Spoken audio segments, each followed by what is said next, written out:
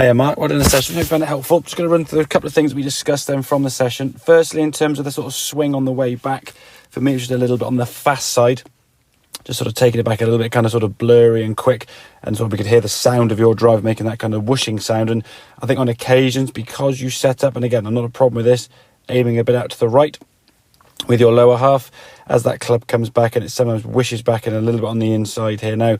So the more the club comes back in this direction, the more potential there is for that hook off to the left. And now what you will then do to compensate for that is hold your left elbow kind of high up here now, trying to get the face sort of more square to target.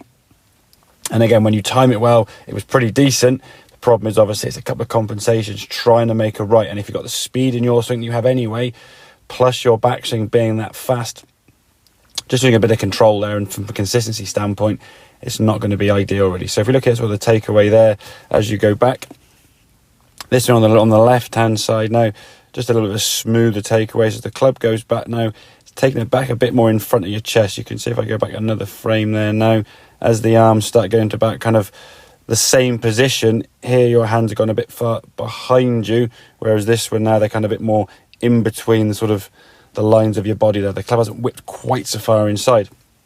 So therefore the club now is coming more in this direction as opposed to this one. And then as we come to the golf ball, we're able to release the club better. Left arm and left elbow, you can see down and release through the target. Starting that ball at your kind of 5 pass mark, and the ball then drifting back towards target. So I think for me, setup wise was actually pretty good. I don't mind the fact you aim, as you say, to your sort of 5 pass, sort of 5 pass kind of position, just out to the right hand side of the target. Okay, if you're hitting a sort of natural shape draw, that's absolutely fine. But for me, we want the hands and the body to be sort of working together. If the hands are kind of getting a bit too whipped inside you on the way back, it's just going to create too much kind of draw hook spin, and then you can be fighting that left shot all the way around.